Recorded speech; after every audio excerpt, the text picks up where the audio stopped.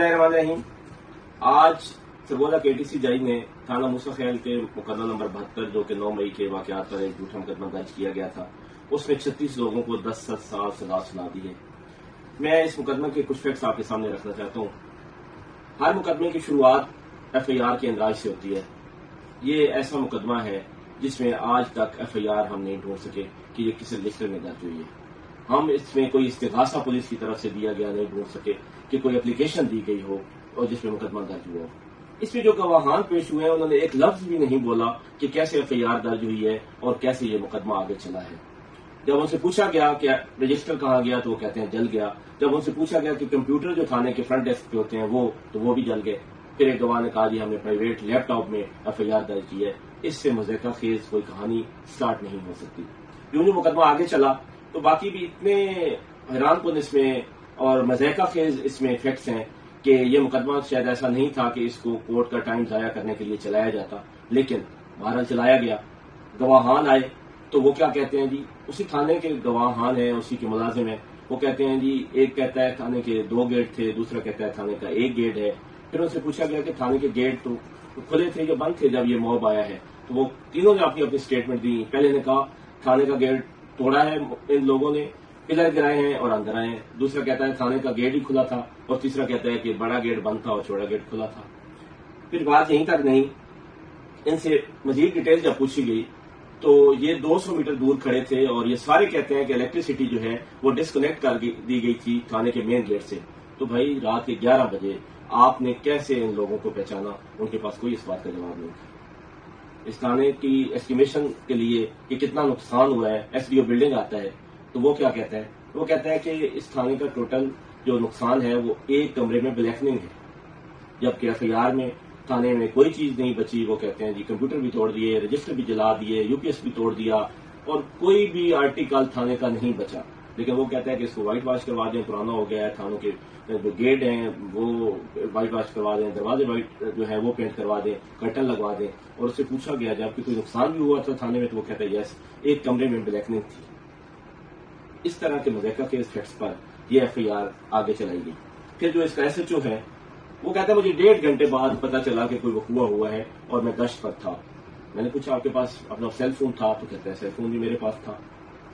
ایسے مضحکہ خیز کیس کو کیا آگے چلایا جانا چاہیے تھا؟ کیا اس میں 150 لوگ آپ نے نامزد کر دیے؟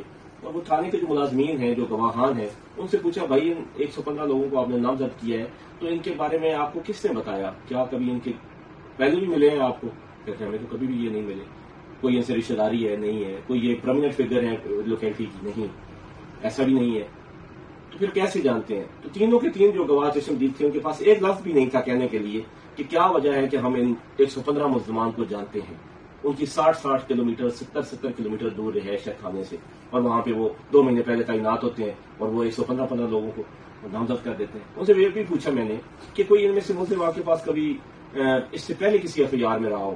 تو 115 میں سے ایک ملزم کے بارے میں انہوں نے کہا کہ یہ ایک ایف آئی آر میں ہمارے پاس تھانے میں آیا تھا۔ یہ کیس ہے۔ اس سے ہٹ کے اب اس کا مین جو اس کیس میں ایک ایسی بات ہے کہ اس کے بعد اس کیس کو فوراً کلوز کر دینا چاہیے تھا۔ وہ کیا ہے کہ طارق ٹھیکیدار نامی ایک شخص ہے، بمطابق ایف آئی آر جو جھوٹی ایک کہانی بنائی گئی کہ یہ موب کو لیڈ کر رہا تھا، اس کے ساتھ ظفر اللہ اور حمزہ یہ 2 تھے، اور طارق ٹھیکیدار کا ڈالا تھا جس میں کینیں تھیں، جس میں پیٹرول تھا، اور وہاں سے اٹھا کر ان تینوں نے تھانے میں پیٹرول چھڑکا اور آگ لگا دی، اور اس کے بعد لوگ حملہ آور ہو گئے اور انہوں نے طارق نے اور 2 اور لوگوں نے فائرنگ شروع کر دی۔ تو ہوا کیا کہ یہ طارق نامی جو شخص ہے اس نے پاکستان تحریک انصاف کو خیر آباد کہہ دیا اور یہ دودھ کا دھلا ہو گیا، اور اس کو پولیس نے بے گناہ کر دیا اسٹار ملزم کو اس مقدمہ میں سے۔ حمزہ نے بھی ایسا ہی کیا تو وہ بھی آج گھر بیٹھا ہے، اور وہ لوگ جن کا کوئی رول نہیں ہے اس پوری ایف آئی آر میں، جن کو جنرل رول دیا گیا کہ وہ بھی وہاں پہ موجود تھے، ان کو جج صاحب نے 10 سال سزا کر دی۔ انصاف کے نظام پر یہ جو کالک کے دھبے مسلسل لگتے آ رہے ہیں، آج اس میں ایک بہت بڑا اور اضافہ کر دیا۔ بات یہاں تک نہیں ہے، کنسپائریسی کے گواہان وہی مشہور زمانہ حسان افضل اور خالد اور ایک تیسرا گواہ بھی ہے اسود کمال، وہ سرگودا میں 348 اور 355 مقدمہ میں پیش ہوئے۔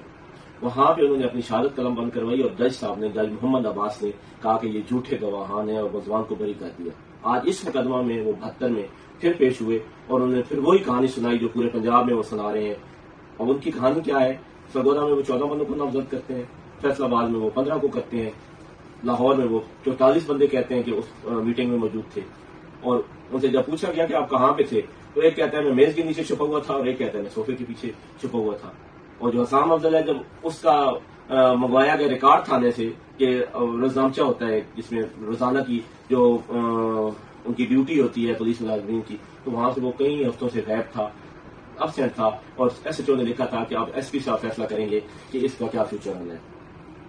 وہ سرگودا میں پیش ہوئے اور 3 لوگوں کے خلاف انہوں نے گواہی دی آ کے احمد خان بچر صاحب کے خلاف.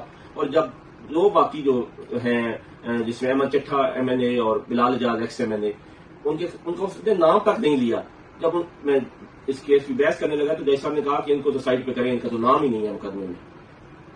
اور جب فیصلہ آیا تو بلال اعجاز اور احمد چٹھا بھی 10-10 سال سزا, اور احمد خان بچر صاحب بھی 10-10 سال سزا, اور 33 ورکر جو کہ جن کا کوئی رول نہیں تھا, جو مین ملزم تھے طارق اور حمزہ, وہ اسٹیٹس انجوائے کر رہے ہیں, وہ تھانے میں پنچایتیں کر رہے ہیں اسی تھانے میں جس کی وہ مرکزی ملزم ہے. اور جو عام ورکر ہے جن کے ذمے صرف موقع پہ موجودگی تھی ان کو 10-10 سال سزا کر دی.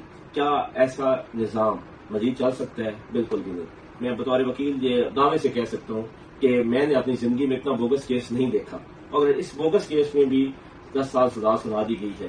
بے شک جج صاحب نے تو خود نہیں فیصلہ کیا, کہیں سے اس کو لکھا لکھایا ہے, لیکن کیا ایسے فیصلے پڑھ کے بھی کسی جوڈیشل افسر کو سنانے چاہیے؟ تو کیوں نہیں آپ چھوڑ دیتے, کہہ دینا کہ ہم نہیں چل سکتے, ریٹائرمنٹ لے لیں, خدارا لوگوں کے ساتھ ظلم نہ کریں. یہ نظام اپنی آخری نیز پہ پہنچا ہوا ہے اور بہت جلد یہ کولیپس کر گیا ہے اور کر جائے گا. لیکن مولا علی علیہ السلام کا قول ہے کہ کفر کی حکومت تو قائم رہ سکتی ہے لیکن ظلم اور انصافی کی نہیں, اور یہ ظلم اپنی آخری نیز پہ پہنچ چکا ہے. اور انشاءاللہ تعالیٰ بہت نزدیک ہے وہ وقت جب یہ سسٹم ختم ہو جائے گا اور یہاں پہ بھی قانون کی حکمرانی ہوگی. بہت شکریہ.